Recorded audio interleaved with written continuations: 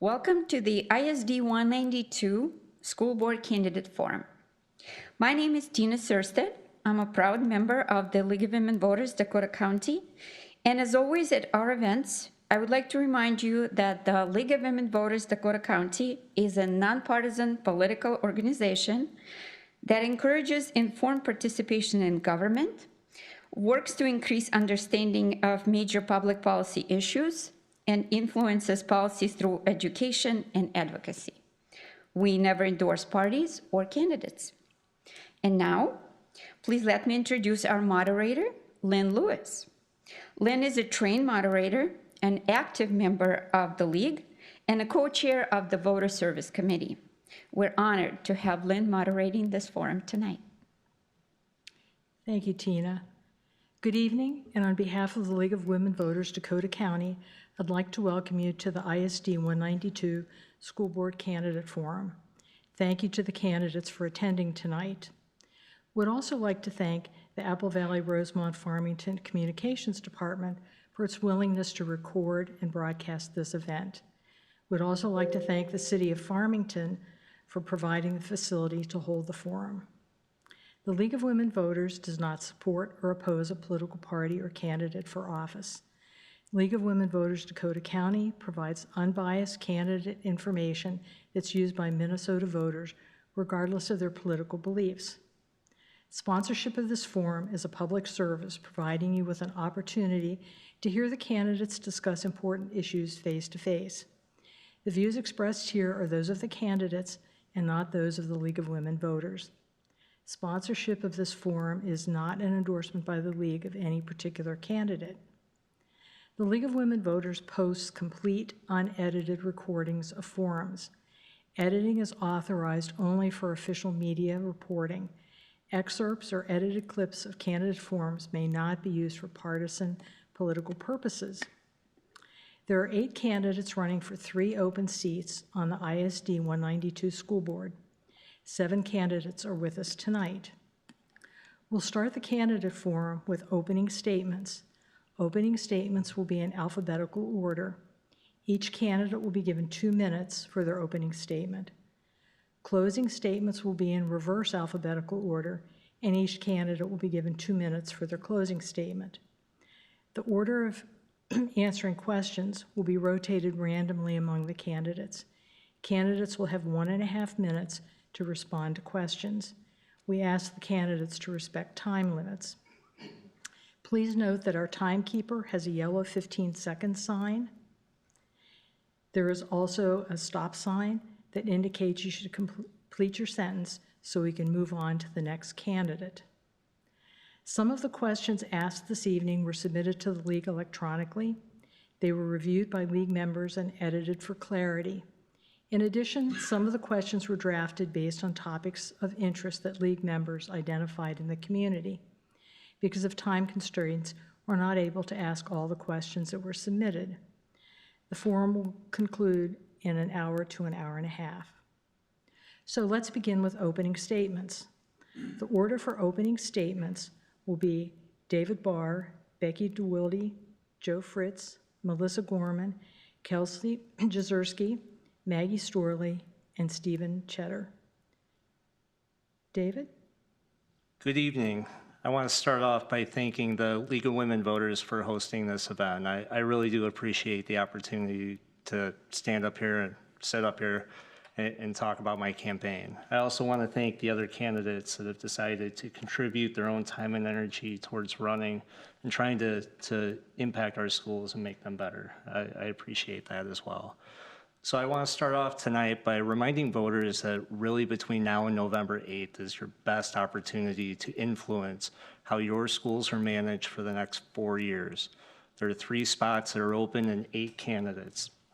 Tonight you'll hear us talk about our background, our experience, our priorities, all the things that we think make us capable to make those very tough decisions that we know our district will face over that time. So the words that we say will be very important, and I really encourage you to listen to them. I encourage you to do your due diligence and to go into the voting booth or the ballot and make an informed decision. And while those words are important, I also want to point out that they're not always everything. One of the things that I find important is recognizing those moments where you really need to stand up for what you believe. Last fall, the school district made a decision I did not agree with. They required masks in elementary and middle schools.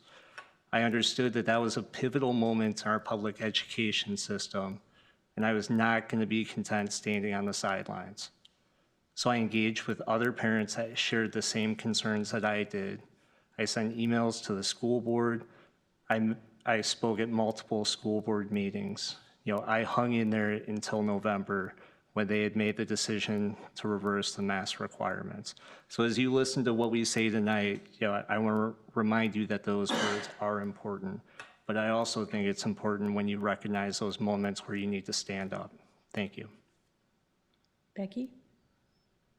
Thank you, League of Women Voters, Dakota County, for hosting this forum tonight, and my fellow candidates for sharing the evening of information about ourselves and our vision and values priorities tonight. My name is Becky DeWilde, candidate for school board, and I am running for this position because I'm running for the future. I want to make a positive change in our district that ensures that our district is focused on education foremost. If I am elected to the school board, my priorities and values, I'd like to just share them with you.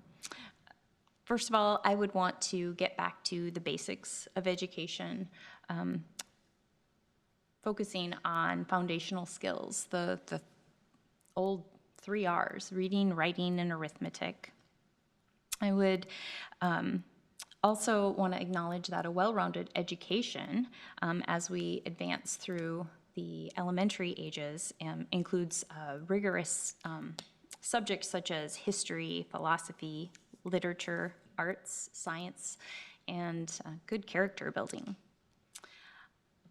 Another priority I would have is integrity and transparency in our schools, and engaging parents along, making sure that parents are able to be involved in their kids' educations. A student is most likely to succeed when their parent is engaged in the educational process.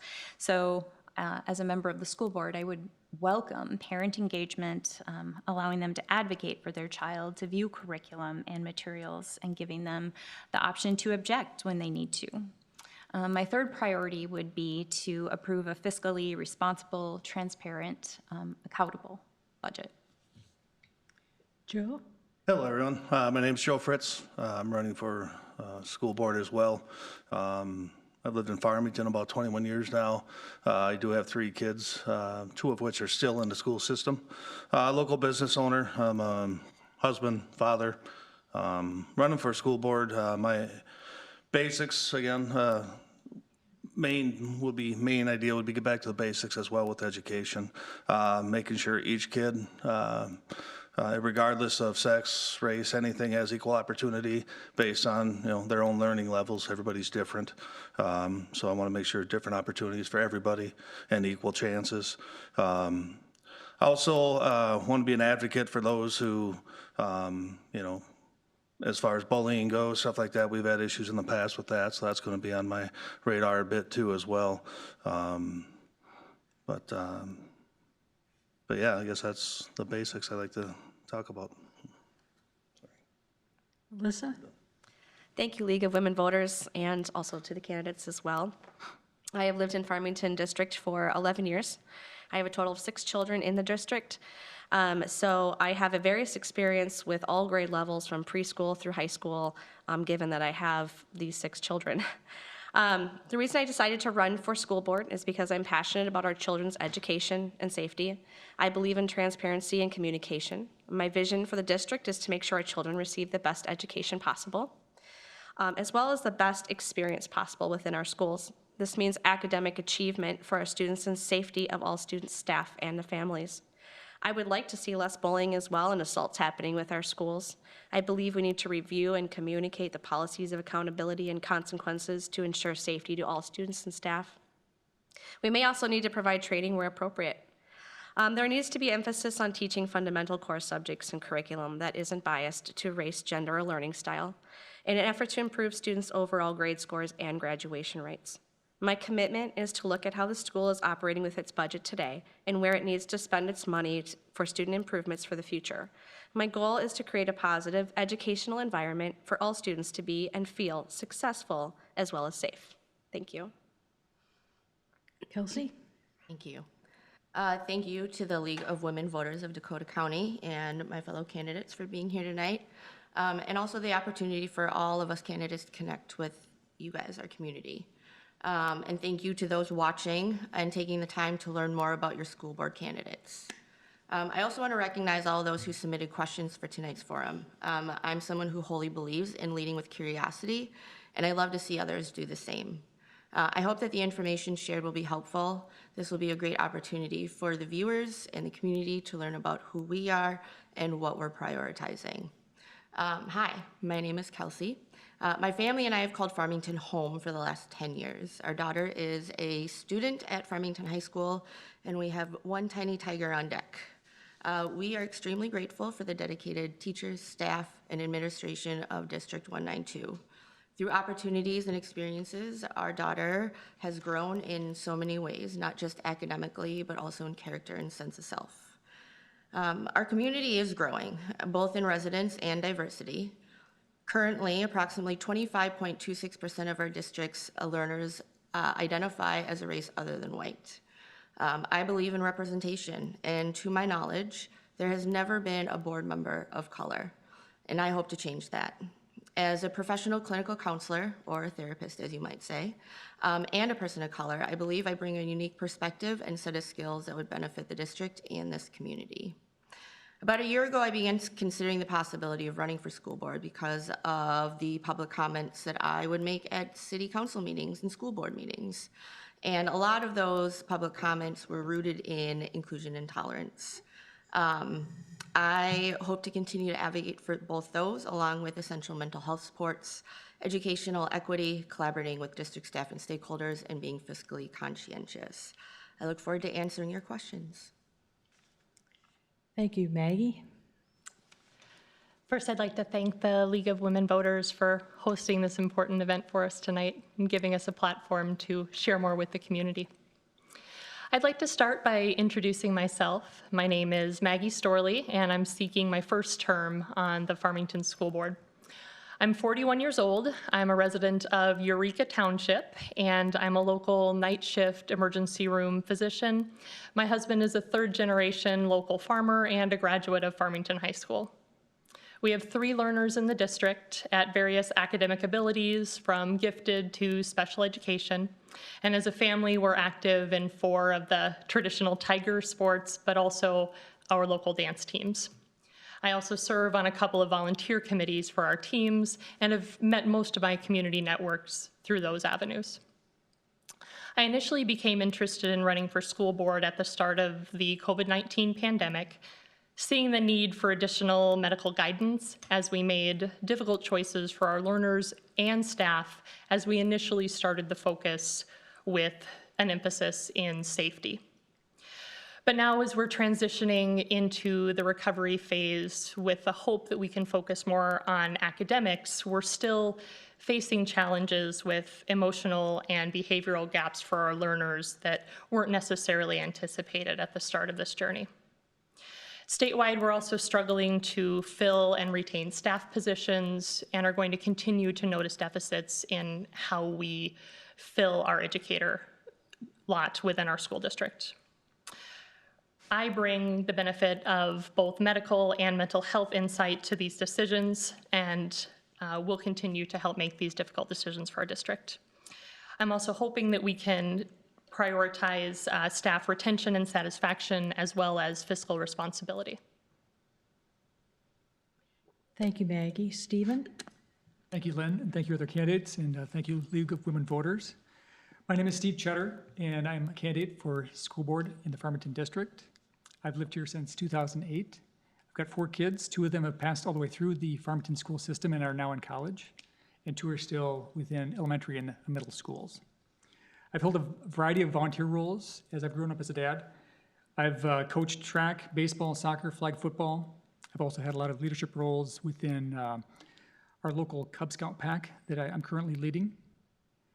I'm currently also a confirmation mentor at our local church. I enjoy a lot of active hobbies. I'm a woodworker, but I'm also a structural engineer. That's what I do professionally in my professional career. My interests in the district would be to get us back on education. It's our primary focus for being here. That's why the kids are in school. And remember that moms and dads are the most important people in these kids' lives. And that their opinions and their stake in their children's lives is frankly trumps of their other opinions. I'm interested in safety for both staff and students, building safety, both in security and in construction and maintenance of the buildings. And then ensuring that we faithfully use those funds that the taxpayers give us. They're not our funds, they're the taxpayers' money. And that we should use those funds as if they are our own. Thank you. Thank you, candidates. Now we'll proceed to questions. The response order for the first question will be Melissa, Maggie, Becky, Stephen, Joe, Kelsey, and David. And the first question is, in what ways have you been involved in the district schools and your community prior to becoming a candidate for school board? Melissa? Thank you. I have volunteered my time reading to students in the classroom at North Trail Elementary, where my kids went to school. The reading time was sparked by my ability to utilize a program through my full-time job that provided the school with free books for the classroom. This was a collaboration my corporation had with Scholastic. I also volunteered as a junior achievement teacher inside the classroom, where beginning fundamentals of finance were taught. I was the official photographer for all grade levels at North Trail for a couple of years for their fall fundraiser, the Fun Run. I was highly involved in chaperoning field trips as well as assisting with grade level parties. In respect to sports, I have been an assistant coach on the girls basketball team, both rec and travel, for a combined total of 3 years. I also was the vice president of the FHS Sideline Cheer Booster Club, and I've also been a team manager of my son's hockey team. Thanks. Maggie? As my learners are a bit younger, my role is still getting established within our school district. And as a hobby, I work also as a seamstress. So once that was found out, I quickly segued into a lot of roles in costuming, design, and support within both our local color guard team and now with our high school dance team and several of the dance studios. Has been my primary means of mentorship. Becky? Yes, I have 4 children, mama 4. The youngest is 4, and the oldest is 18. She graduated from FHS last spring. And so while my youngest isn't in the school district yet, I've had the opportunity to, with the oldest 3 girls, go through every grade level, involved in 3 different schools throughout the district. We've lived here since 2012, so over 10 years, and because of all that interaction, I've worked with teachers and staff, and I've been in and out of the schools and attended different programs throughout the schools. Back in those elementary school days with little ones in tow, it was hard to know where to get involved, but I was involved in a knitting club, so that was really fun with one of the teachers over a lunch hour and a chaperone at Camp Pepin. As the kids get older, you just kind of grow with them and move with them, and so these days I find myself volunteering on the in different roles for the events, activities my kids are in, the Farmington Tiger Marching Band, various band concerts and jazz band concerts, and then most currently, the girls' swim and dive team. Stephen? My role in school has been a variety of different roles depending on the kids themselves.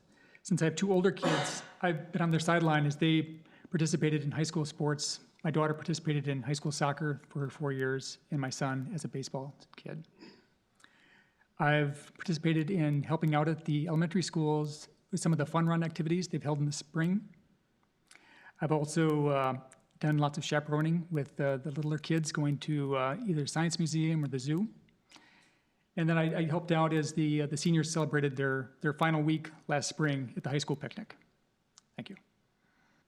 Kelsey? Hi. So I am actually in the second year of being on the Instructional Program Review Committee through the district. And then this last year, I was also part of one of the strategic planning emergent teams that helped build out some of the objectives for the strategic plan.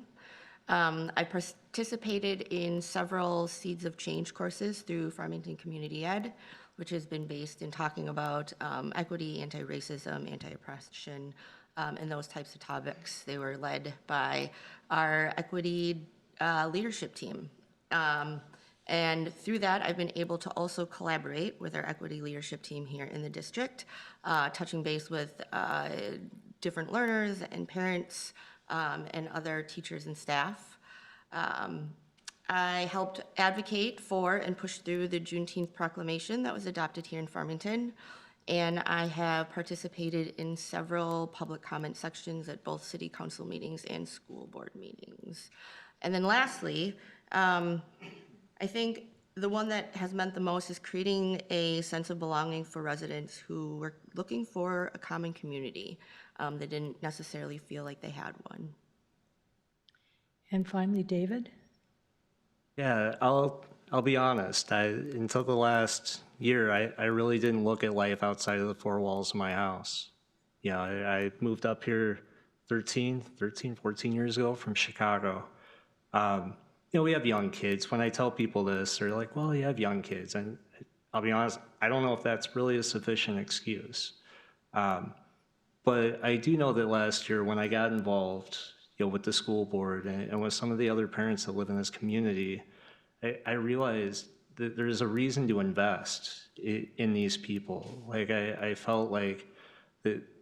I just felt a really strong sense of community, and obviously, you know, we don't always agree, right, on multiple topics. But I don't know. I've talked to, you know, the mayor, the police chief, you know, the superintendent.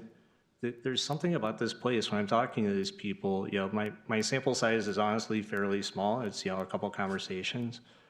But I kind of, my first thought is, you know, even if I don't agree with them all the time, I'm kind of going, I would think these people have options, you know, bigger places, you know, bigger towns, you know, bigger opportunities. But I get this sense of love about this town. And so regardless of what happens in November, you know, I'm going to commit the same amount of time towards getting involved because I've started to see just how it pays off. And it's not something I ever expected to see, and it's cool.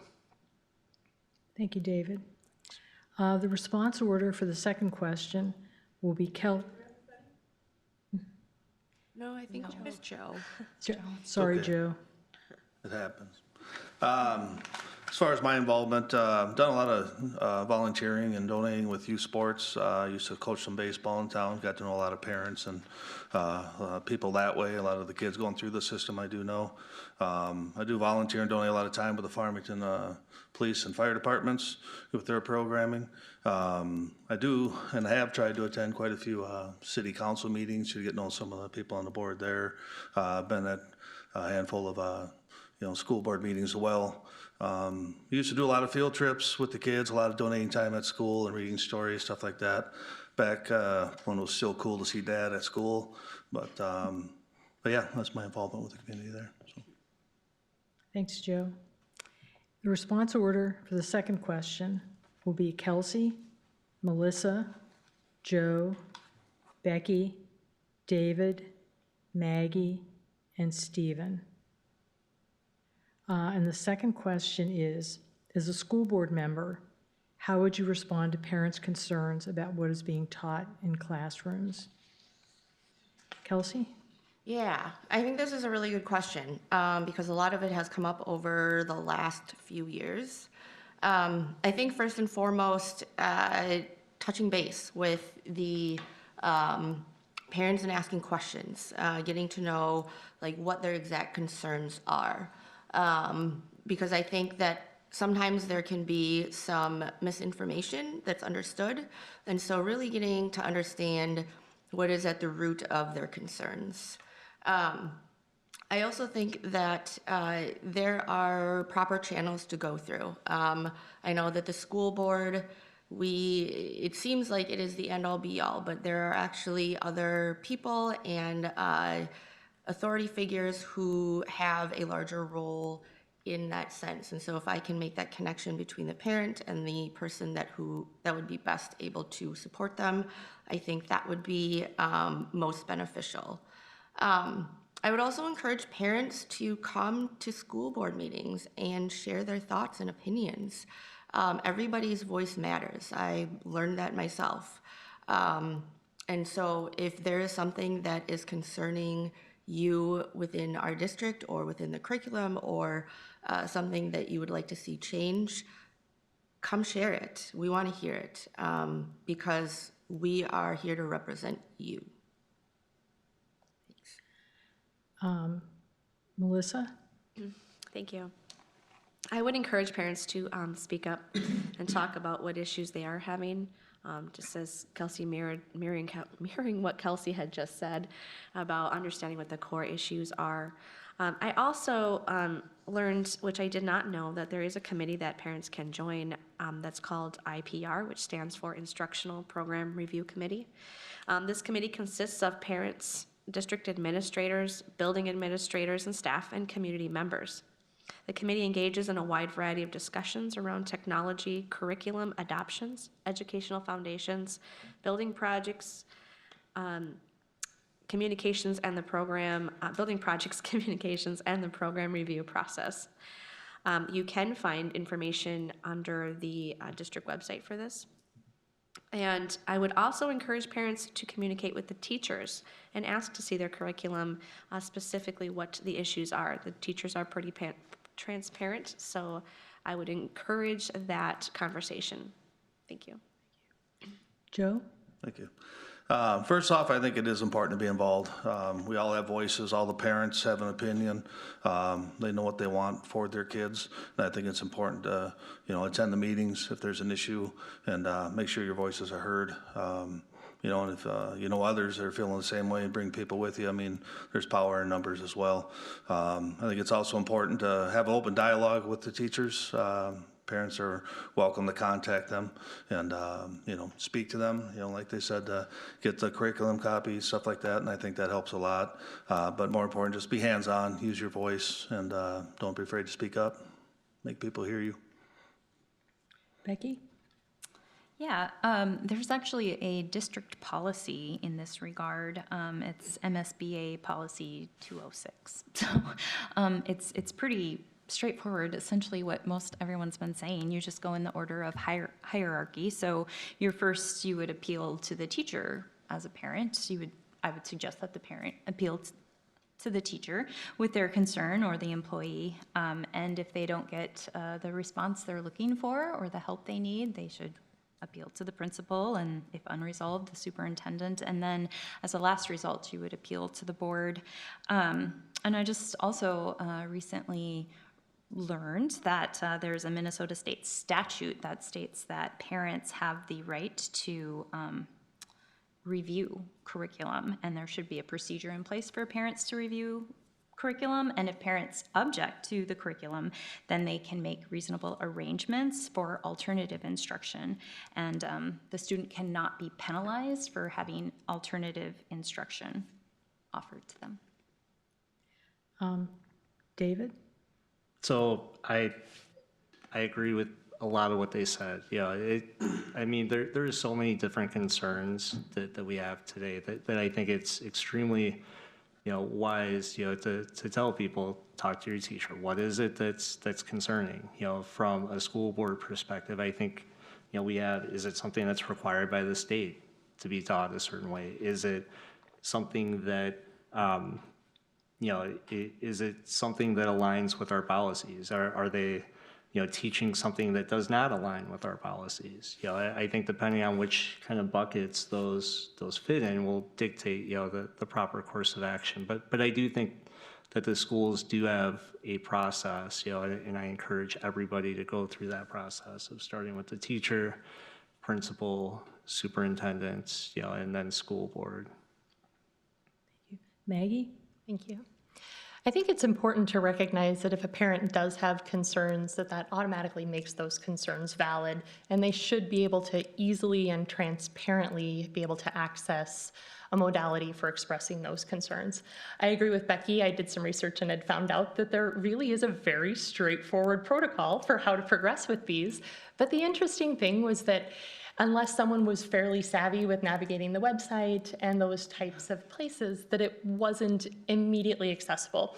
That's when emotions get high. I think we can all attest to some of the fun events that happened on community pages today, that if this information isn't easily channeled through, that turning to other modalities of communication to find out from other parents what the best way to address your concerns is may not always be the best fit for both the school board and the community. So I would love to make sure that every parent knows how that hierarchy works and how to access that information in a way that's most constructive for them. Stephen? Thank you. So I guess my first word is transparency. Parents should expect it, and parents deserve it. It's their child that's being instructed, and they should know what that child is being taught. Those lessons should be fact-focused and not opinion-based. And if there is issues with the instruction that's given, it should be going through the hierarchy of the teacher, then the principal, the superintendent, and then up to the board. And maybe just a little dovetail on the previous comments. The board has established like 100 policies. So to navigate that is difficult for anyone who's interested in just maybe just a basic complaint. So I have no doubts that navigating that is difficult for some. Thank you. Now we're going to break things up a little bit with a lightning round. We're going to ask you a question that requires a one-word answer, just one word. And we'll proceed in reverse alphabetical order, starting with Stephen to Maggie, Kelsey, Melissa, Joe, Becky, and David. Okay, the lightning round question is, should school breakfast and lunch be free to all students as it was during the pandemic? Stephen? No. No. Depends. No. Maybe. No. No. Okay, thank you. That was quick, just the way we're supposed to work. And so now we'll go back to our regular questioning. The response order for the third question will be Maggie, Joe, Stephen, Melissa, Kelsey, David, and Becky. And the third question is, what are 2 or 3 strengths of this district which you can be proud of, and why? Well, I'm excited that I get to lead this question because I'm going to take everyone's answer. Hands down, the best resource that we have in this community is we have tremendous talent in our educator staff. We're blessed to have our children taught by a team of educators that for the most part are truly engaged in our children, really have a wonderful desire to help them grow academically, socially. I'm so thankful that my children are in this district. The second thing that I think is valuable and great about our district is we do genuinely have a good amount of community involvement and interest and pride in our facilities, the services we offer, and in our youth. Joe? I'll start differently. Sports programs, I think, just not just sports, but also you got your band, you have all the other programs for the kids. I think there's quite a few out there that are very, very good, giving all the kids different opportunities. Got some very good quality teachers. Our staff, I think, is really, really good. And also, I'll touch on the community too. I think the people here are passionate. They do care a lot. I think that's something that we can definitely use and build on that. Stephen? All right, thank you. I would consider one of these strengths is the science lessons that have been taught. My daughter's been inspired to follow her dreams, and it was primarily because of the biology and the physical science classes she took here in the Farmington district. I'm also echo Joe's comment about sports. All my kids have been kind of sports nuts. So having a district that has a passion for that and there's really kind of a Tiger sports following has been fantastic. Melissa? I'm going to mirror Maggie and start out with the staff, and I'm going to tell you why. So the Minnesota scorecard for our district says that 90% of the student body felt that their teachers do care. That is evident when I listen to the principals at the school come speak to the school board meetings about how attentive they are to the kids who maybe need some individual assistance, such as letting the kindergartners eat lunch in the band room because the first day was too overwhelming in the lunchroom. The other thing is the level of engagement at the elementary school level between the school and the family is fostering a positive relationship. I visually see these relationships flourish as school utilizes fundraisers, family fun night, and grandparents' day. These are just a few examples of events that assist in building these relationships. This also assists in building relationships and friendships as the families meet not only staff, but each other. Tiger Stars at the elementary school level and Tiger Stripes at the middle school level are reinforcing positive student behavior. This system encourages students to be rewarded for showing their ROAR, which is our respect, organization, attitude, and responsibility. This is also something that many Farmington alumni can attest to as carrying with them into adulthood. Thank you. Kelsey? Thank you. I would say the first one would be that the district doesn't work from a top-down approach. They really value providing the schools and then the teachers a certain level of autonomy to be able to teach in their strengths. However, that's not to say that they don't have to abide by the standards that are put forth by the state. They do. But they're really able to adapt to the learners and the learners' strengths. And so I think that brings a unique experience for our learners and also provides a level of confidence and growth for them. The second one that I think is, strength, another strength, is the strategic framework and the mission and values that the district leads from. They say that the educational system is broken. It's really not. It's doing exactly what it was designed to do. However, we are an evolving and transforming society, and we need to be able to keep up with that. So we do need to be able to focus on skills and things that are outside of just the core subjects, helping our learners learn how to navigate stressful situations, learn how to regulate emotions, learn how to make difficult decisions, learn critical thinking, which is, I don't use anything from Algebra 2 these days, but I do use a lot of communication. David? So the first one for me is commitment. I think last year, was obviously a difficult year for the staff and for the administration, and the teachers. Even though I was critical of a decision around the masks themselves, it was obvious the whole time that they were fighting to keep our kids in school. And that only happens when you have teachers, staff, administrators that are committed to keeping them in school as much as possible. I think compared to some of the other districts, we had far fewer days where we had distance learning, and that's commendable. I also, am just really impressed with how the administration and the school board have a very productive relationship with each other. They don't always agree on everything, but you can tell they're committed to having productive relationships. And that's been my interaction with them, even though I was critical of a decision they made when I've met with them as a part of this campaign. They've all been extremely helpful and seem to truly care about trying to do what's best for our district. And there are a lot of challenges that we're going to face over the next 4 years. I don't think that surprises anybody up here or anybody that watches this. And that gives you hope, right? It's not perfect, but it gives you hope that we can keep this thing going in the right direction. And Becky?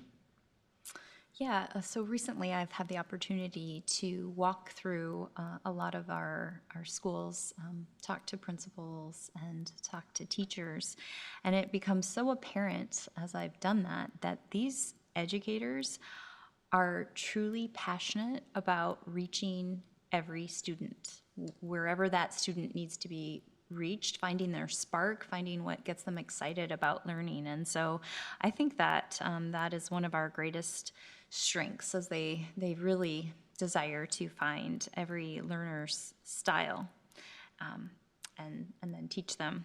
They can't learn till they've found that spark. And then I've also just witnessed in the past years, one of the goals for the board was to, or the district was to increase communication. And I think I've witnessed that happen over the years as a parent, where the written communication between the student, the schools, each individual school and student homes has, I think, increased and gotten better as we see different newsletters come out, like weekly from the middle school and weekly emails from Principal Pickens. I think those are really good steps to keep communication open between the schools and families. Thank you. And now we'll move on to the fourth question, and the response order will be Stephen, David, Becky, Joe, Melissa, Kelsey, and Maggie. And the fourth question is, with declining enrollment expected to continue and the state's per pupil funding not keeping up with inflation, how do you propose balancing the ISD 192 budget? Would a referendum be part of your solution? Stephen? So it's definitely a complicated question. And if in fact the district's enrollment is declining, it would seem logical that consolidation may be necessary. Asking the taxpayers to pay more in the current economic climate we have, I think would be an incredible burden and not the right move. So I would be in favor of considering alternate options, which would be perhaps consolidating classrooms where maybe not every elementary school can field the same number of students. Thank you. David? So this is a tough, the tough situation that I realized earlier this spring that I honestly wasn't aware of before is a special education cross subsidy. That's a major problem. That's an $8 million hit to our budget. That would flip a $4 million deficit that we're projecting for next year into a $4 million surplus. The challenge is that requires a legislative solution, and we probably all know that those don't happen very quickly.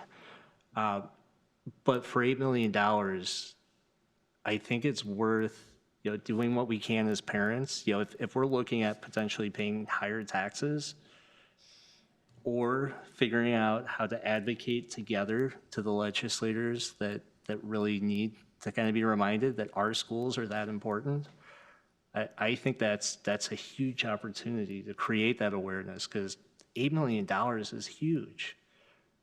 And it's going to be really hard to accomplish a lot of things as long as that exists. And I'm a pragmatist. I know that we're not going to change that overnight, but I feel like the more parents that realize that that's out there and that's out of the control of the school board and will probably result in our taxes being raised, the more chance we have to maybe start to learn how to advocate together and to maybe start to move the needle a little bit on this issue. Becky? Yeah, there are definitely some hard decision-making days ahead for the school board as far as budget and potential referendum may go. If I'm elected to the school board, I understand it's going to be a huge learning curve, and I would definitely set out to ask questions, demand answers, and ask uncomfortable questions, because I feel as a school board member like we are accountable to our taxpayers. People pay in your state income tax. Some of it goes to education, and 50% of your local property taxes goes to the school district. And so I feel accountable to those taxpayers, and I would not be in favor of a referendum by any means possible. I would not be in favor of that. And I think I would ask questions and say, like, okay, looking at the budget, does it enhance learning? We need to make sure that our dollars are being directed toward education. Buildings are necessary, innovative spaces are really cool, but they don't educate. Educators educate, curriculum enhances education. Joe? Hi. Touching on what Dave said, special ed deficit is something I've taken notice of recently, and it is a big one. It's tough to make up for, and because of that, I do agree with really get into the business of the lawmakers and, people that are in charge of that, trying to get things changed on the legal level and the law level. But yeah, the budgeting stuff is tough. That's a lot to chew on. Otherwise we are looking at, changing staff sizes, changing staff arrangements, class sizes, stuff like that. And I think that is really tough because we have to learn how to prioritize quite a few different things, and trying to find that balance would be tough. And I really, in my mind, a referendum would be a very last resort. Melissa? Thank you. In sitting on the school board meetings recently, it was brought to my attention that there is a $4 million deficit already. I think we do need to take a look at where our dollars are being spent and allocate them accordingly. With our current economy situation, I agree with some of the other candidates today that this is a very hard decision, and it would not be beneficial for our community to try to raise our taxes at this point. If we can find alternative options, such as David mentioned with legislature, I know that takes a while as well, but if we can find alternative options, that would be best. I'm still not in favor of cutting programs. However, I know that there's huge concern over the band department, for example, that was already cut, and special education. So I want to make sure that everyone still has the same opportunities, and we can find alternatives to figure out how to take care of that deficit. Kelsey? Thank you. So there's a reason why I went into mental health. I'm not a numbers person, but I get caught up quickly. I've been at the last couple of school, well, I listened to the last one from home, but, and they have been discussing this referendum.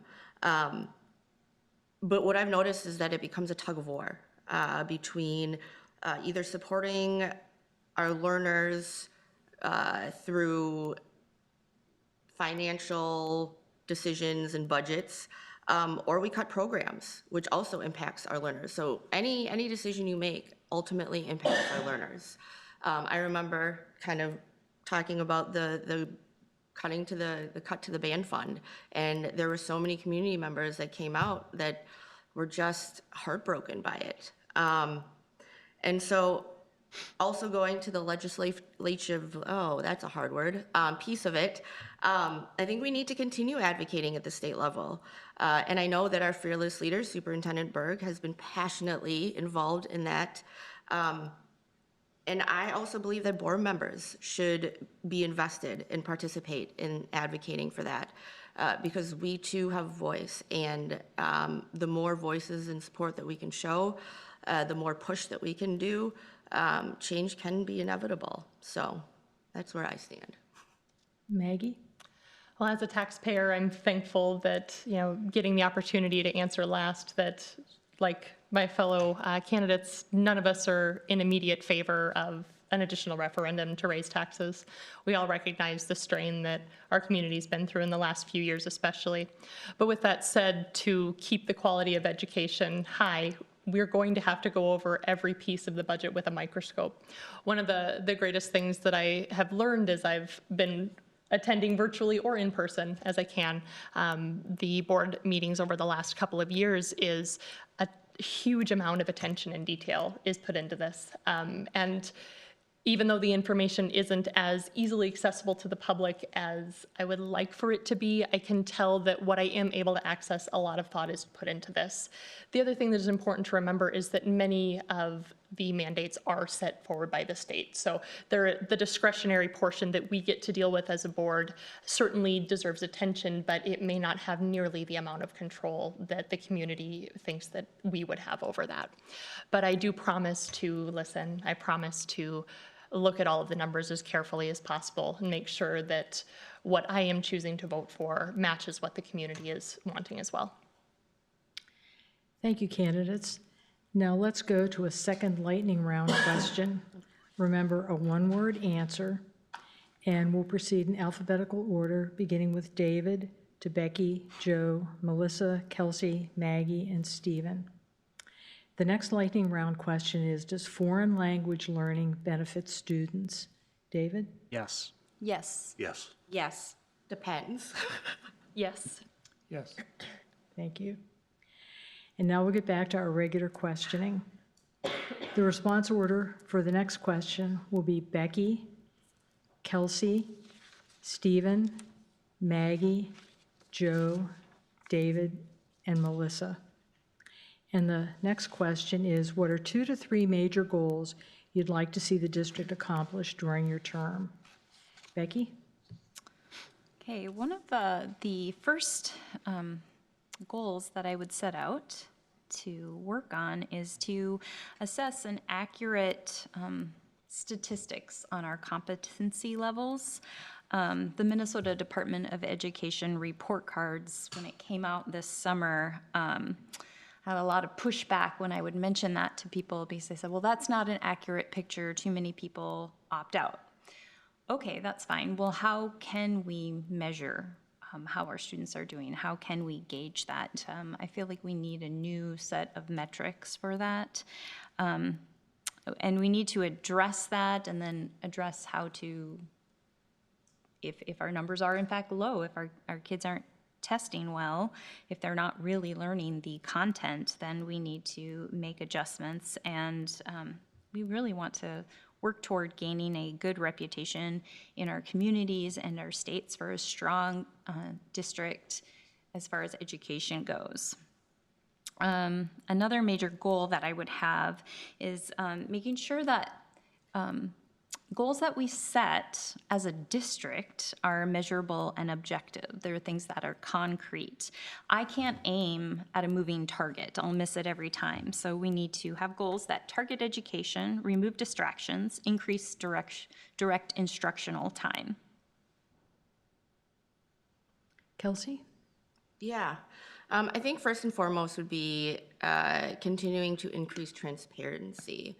I feel like there is some misunderstanding in some of the things that are shared. And so trying to be as clear and concise as possible, I think would be most helpful. And along with transparency goes communication. So reaching out and connecting with the community, being more intentional about it. We don't have a Facebook page for some reason. Like our district does not have a Facebook page. So let's get one, because that also helps with transparency. The second one would be to recruit and retain teachers, staff, administration that represents our diverse learners. I think currently right now we have like 1 or 2 teachers that identify other than white compared to our 25% of learners who identify as non-white. And research shows that if students are able to see themselves represented in those that they are being taught by, their academic success is much higher. And it doesn't only benefit our learners of color, it also benefits all learners. I also think we need to increase focus on social and emotional learning. I think that being able to understand our emotions and distress levels can help with academic success. Stephen? So a couple of goals, thinking in mind of kids in their future. I mean, school is one part of life, but it's a very small part of life. I've got 2 kids that have moved beyond our house now, and they've moved out. And we need to remember that we're teaching kids so that they can succeed beyond school. The goal is really not to necessarily instruct a particular subject, but to set them up for success, so that when they leave, they're prepared to be a successful adult and can navigate their way through the remainder of their life. Thank you. Maggie? A couple of goals that I would have for the district as we move forward. As I look through this panel of candidates, I see a lot of the same faces at a lot of the same events through the community, through sports, through school engagement. And I am curious how we can get the other 90% of parents to feel like they can engage with the board, they can engage with the school, the other parents. How do we harness that power? Because it is very powerful. Of the 10% of parents that I see that are continuously putting in the effort, I'd love to harness some of that additional energy in our community. The second is, I do think that, like Becky, we have a reputation academically placed on us in Farmington that doesn't mirror the surrounding districts, and I think it is unwarranted. I do feel like the caliber of academic instruction here is quite strong. Why isn't the reputation following? And when I went to explore that thought a little bit more, my perception that it was very good wasn't necessarily shared by all members of the community, but it seemed very anecdotal. So I'd like to continue researching that, but I would like to find a way to, not just in terms of notoriety, but ensure that our academic performance is strong and that that commitment and consistency is available for all learners. Joe? First off, the most amazing thing would be a budget surplus for everybody, but that would help with a lot of program fulfillments for the kids and all the opportunities we need them to have, because we are trying to, raise our own and teach other kids to, leave school, whether they go to college, they go to work, just to make the best life choices for themselves. And then, and also, a little bit to touch on is the academic scores and the stats like that, maybe improving them and, keeping those as high as we can have them. David? So yeah, one of the things I've been impressed by with our administration and our staff is being innovative, not just rolling forward, the type of educational experience that I had and probably most of you guys had, where, it's really is based on books and tests. And so I applaud the effort and the innovation that they're trying to create within our schools. I do think as Becky and Maggie had acknowledged, that the challenge then is how do you know that innovative style is actually delivering the skills that our students need to be successful in their lives when they leave our school district.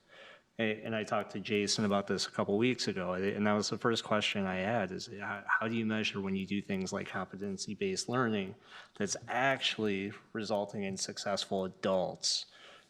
How do you align that throughout the school district? And it's a very, very tough problem to have. He said it's hard to find those metrics. And so I think the more, because we have that innovative mindset, which is great, I think the push to figure out, okay, how do we kind of align this with our desired outcomes is what I see as the number one focus for me. And then number two would be, the budget, getting a surplus, fixing the special ed cross subsidy. Not really our thing, but as parents, I think we can be advocates.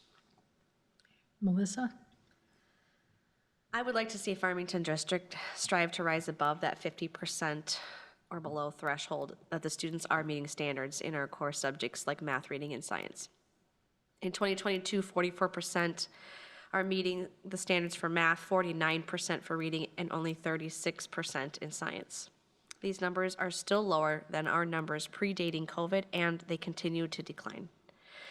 Also, safety. So this word brings upon a variety of items that I would like to see the district focus on. One example of that is eliminating dead zones where there are pockets of locations within hallways, stairwells, locker areas that camera coverage is non-existent, and our students are well aware of it. Also, upholding the policies the district has set in regards to actions and consequences. I have heard many parents express their frustrations about bullying and that the policies are not being upheld. Thank you. The response order for our next question will be Joe, Becky, David, Stephen, Maggie, Melissa, and Kelsey. And our next question is, what role does equity and diversity play in public schools? How would you provide a quality education for a diverse student population? Joe? First, I think Kelsey talked about it, touched on it, it is true that different race learners will benefit from different race teachers and people in charge and roles ahead of them. But I think it's important, regardless of race or sex, anything like that, is to make sure it is equal opportunity. And again, to make sure we realize that every student is learning at different levels. They have different needs and different requirements, and to make sure our staff is flexible and willing to bend and willing to go out of their way to make that happen for every kid. Becky?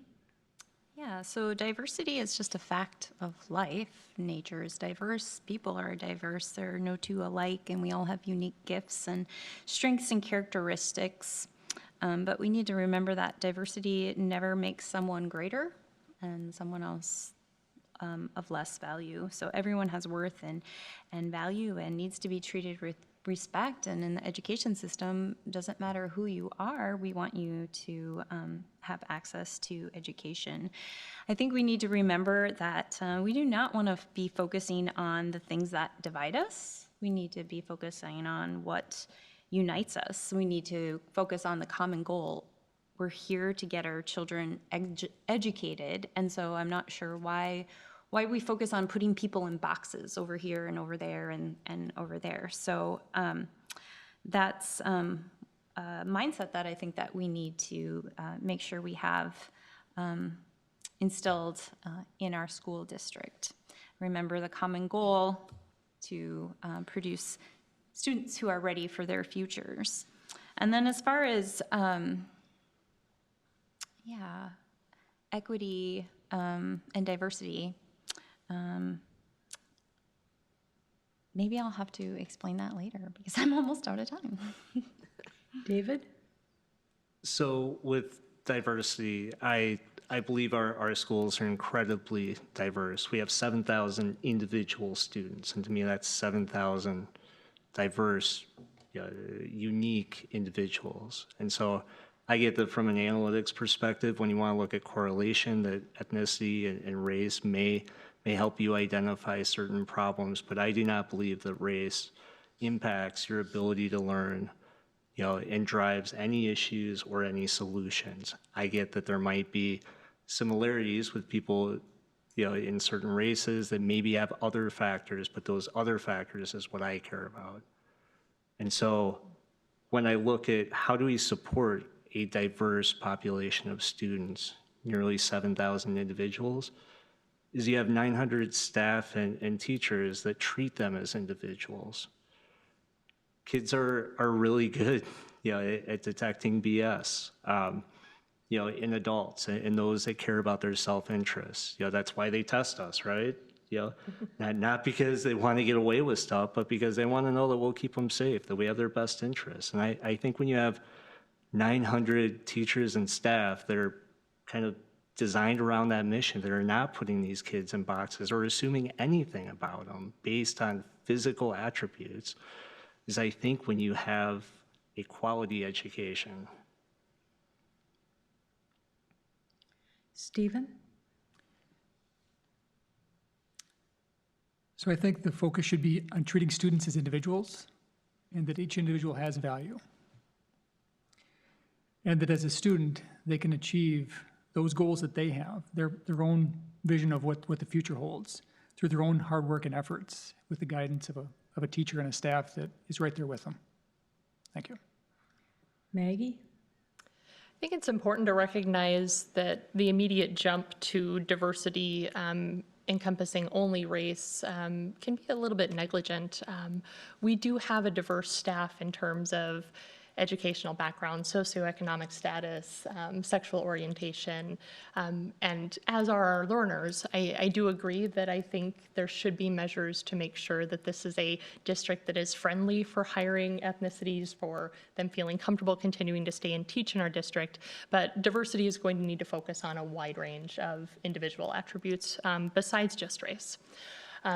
I think it's important that we also recognize that many of the ideals that naturally fall into this basket are the ideals that do start at home, that if students are not hearing a message of inclusion, that they're not going to bring that forward into the schools as well.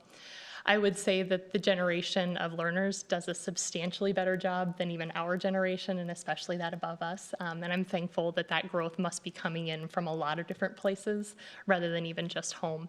But I do think that a continual public message of inclusion, punishment for violations of that breach are important to recognize. Melissa? So before I give my answer to this question, I would like to give the definition of equity, as it seems in our society, equity and equality have been used synonymously. So equality essentially equality in education means that every student gets the same resources and opportunities. This could refer to the same funding for all schools, the same quality of and abundance of materials and facilities, and/or the same quality of instruction. Equity, though, means that every student gets the kind of opportunities and resources they need depending on their specific situation. So equity in our district means taking the time to assess each individual and their situation. We need to make sure we are supporting our teachers and staff with enough resources to make this possible. If our classroom sizes are too large, then it is difficult for a teacher to fully understand each student and their situation. Opportunities and resources students need or receive shouldn't be limited due to the lack of funding from our state level. In regards to diversity, the color of your skin is not the only thing driving diversity. I feel it is important to learn about every culture, and that in turn provides an expectation of a level of respect among students. Respect between students would help reduce bullying as well. I also feel that every child should have the same opportunity for a quality education, regardless of any other factors. Kelsey? Yeah. So the educational system is actually one way to reduce the gap in equity. And just because something is a part of history doesn't mean that there aren't lasting impacts. I mean, I think it's fairly well known and publicized that marginalized communities face extra barriers to a lot of different things in life: medical, quality housing, loans, and then there's racial bias in the workforce and careers, and I could go on and on. But education is actually one place that can reduce that gap. And so we need to address the barriers that our non-white learners are facing, and it's important that we validate them, because if we don't validate them, then they're not seen. I know for a fact that our district and the schools are just filled with not great things, because I hear it from my daughter. And she is a learner of color, and she has been bullied based on her racial identity numerous times. And I've had to advocate for an appropriate response because it has not been given. And so when we're talking about equity and diversity, we need to listen to those who share their stories. We need to listen to understand versus listen to respond, and not minimize or dismiss them. And now that brings us to closing statements. Candidates will have 2 minutes. Closing statements will be in reverse alphabetical order, beginning with Stephen, then Maggie, Kelsey, Melissa, Joe, Becky, and David.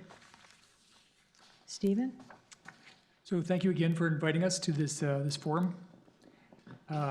As a candidate and as a potential board member, I'd like to focus on the basics. That's where I'd like to see our district. Make sure that we're teaching kids and we're setting them up for success, whether it be ready for college or ready for a job right out of school, so that they can walk out that door at the end of that high school year and say, you know what, I'm ready for my next step. And to give parents that transparency that they deserve, to make sure that if they have a question that they know they can go to that teacher and ask and get an honest and direct answer.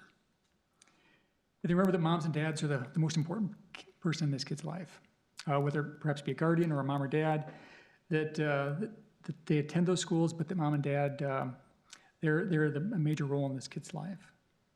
And make sure that we have some safety and building maintenance covered for our staff and our students, and that we wisely use that money that the taxpayers have granted us, and that if we do have a budget deficit, that we wisely dedicate those funds in a purposeful manner, that the students and the taxpayers and the voters can feel confidence in.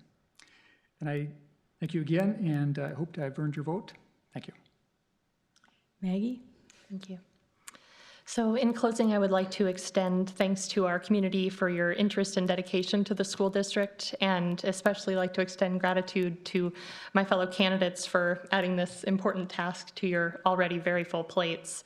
I really do admire your commitment to our community. As we all move forward in selecting our preferred candidates, I stress to you that a vote for Maggie Storley comes with a promise that I will listen and respond to your questions with an open mind and a cooperative attitude in a timely fashion.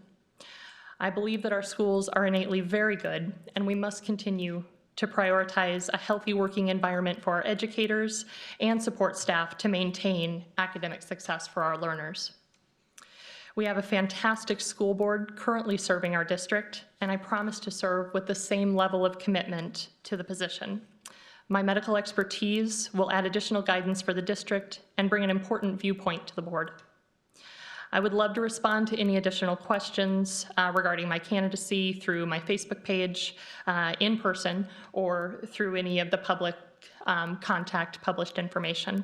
And I thank you all for your time tonight. Kelsey? Senator John Lewis said, "You cannot be afraid to speak up and speak out for what you believe. You have to have courage, raw courage."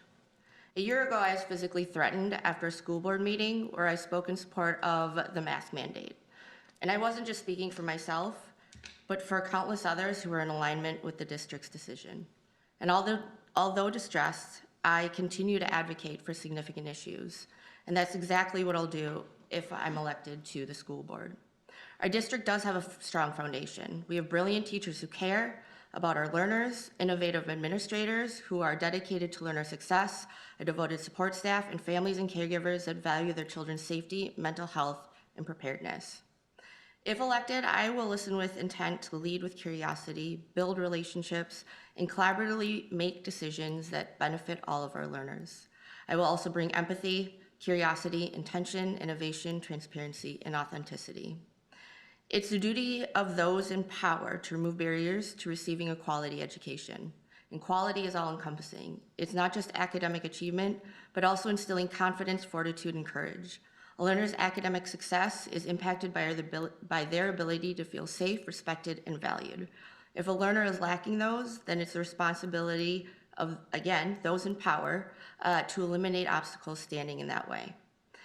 And representation matters, not only among our teachers, staff, and administration, but also on the board. As I said in my opening statement, Farmington is diversifying. We have learners who have unique lived experiences based on their race or identity.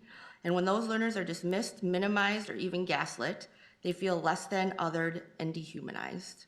We need to lead by example and build an educational experience that is safe and equitable for all. Thank you for your time, and I hope to have the privilege of representing our community. Melissa? I firmly believe that my efforts and time spent working with the schools and staff attribute to my knowledge and knowing what it takes to make changes that will benefit our students. I have heard countless community members that I've spoken to recently say it's time for a change. I also love to listen to the parents and the students and really advocate for changes that will be impactful and positive. Communication and transparency are two things that I would bring to the school board if elected as a member. This would ensure the ability for me to build a trusting relationship between myself and the members of the community. My goals and vision for the district still remain focused on academic achievement, safety, and fiscal responsibility. We need to see a higher percentage of our students meeting these core standards. We need to see less bullying and assaults and any diverse racism. Lastly, we need to take a hard look at our deficit and how future planning in our district would help alleviate some of that, but also other potential options for increased revenue. I would like to sincerely thank all of the voters for participating in the election and taking interest in really finding out who their candidates are. I would also like to extend my sincere thank you to all the candidates who decided to run, and I hope to have earned your vote today. Thank you. Joe? First off, I think it's awesome. We have 3 open spots on the board coming up here for election, and we have 8 people vying for those. I think it shows our vested interest as a community and people wanting to be involved with what's going on with their schools and their children. If elected, we'll continue to make sure our kids' education is first, and then as the highest priority. I'll listen to parents and their mother and father to, see their interests and what they need for their children and their wants are for them, and make sure I'm a voice for them as well. I'm an open book. I'll always be available to, answer emails, meet in person the best I can. And I think the main goal for me will be making sure that our kids' education and their growth is the top priority, and that we set them up for success the best we can. Becky? Yeah, thank you for hosting this forum, League of Women Voters, and our viewers for watching tonight. I, as a member, if elected to the school board, would bring leadership and collaboration experience to the board. And I also have a unique parental perspective that I could bring to the board, know how to advocate for each child at each level and how to partner with teachers and how to supplement at home. Secretary for the Tiger Shark Swim Club for 4 years and a teaching director of a nonprofit where I had to lead my leadership team there. As a person, I'm empathetic and I'm dependable, I'm disciplined, and I'm a hard worker. I'm a farm kid, actually. Grew up on a farm. So my values, my vision as a member of the school board would be to focus on the foundational skills of education and build well-rounded learners to operate in full integrity and transparency with our entire district and among parents, and to be fiscally responsible. I have values and vision that will keep our district on track and will keep our eyes on the goal. What is the goal of our school district? To create an intelligent population to ensure the stability of our state, of our nation. And so I am running for the future of our community, our country, and our world. David? So it was kind of funny. A couple weeks ago, I was talking to somebody about my campaign, somebody whose opinion I trust a lot. And she told me, she's like, I gotta tell you, the website just isn't really wowing me. Yeah, in my mind, I'm going, gosh, do you know how much time I spent on that thing? Not only do you have the mechanics, but you have the content, right? And a couple days later, somebody else, wasn't as direct as she was, but, it kind of mentioned, it's kind of vague. And I heard that from somebody else, kind of around that time. And I'm sitting there going, gosh, I thought I put a lot of thought into this. And I looked at it and I realized the problem is, as a candidate, I have to write it as my priorities, right? To tell you what I will focus on. But the reason or the way I wrote it was, as a representative, those are my accountabilities. So I made them kind of vaguer because I wanted to be held accountable to those standards if I am elected. And accountability is one of my priorities, and it's one that's hard to talk about because you kind of have to earn it, or demonstrate it. And so when you're knocking on doors or talking to people, to demonstrate how you're going to be held accountable is not easy. But I realize that that's my commitment. So if you go to my website, I would urge you to screenshot it just in case my wife stops letting me pay the bill after this election's over. Because that's truly what I want to be held accountable to. Those are the things that are important to me. And, it's not easy, always getting constructive feedback, especially when somebody's knocking on your website, right? But I found that it rounds me out and gives me more knowledge and understanding of this stuff. And so I'd appreciate any support or votes from the voters, and please, those are the things that I'd be held accountable if elected. League of Women Voters, Dakota County would like to thank everyone for participating in our forum. We'd especially like to thank the candidates for being part of the democratic process of running for office and for being willing to serve in their community. The League of Women Voters also researches issues important to our members and the health of our communities. If you're interested in finding out more about what we do and how you can make a difference, please visit us at lwvdakotacounty.org. You can find more information about voting and candidates at mnvote.org and at vote411.org. Again, thanks for viewing, and remember to vote by November 8th.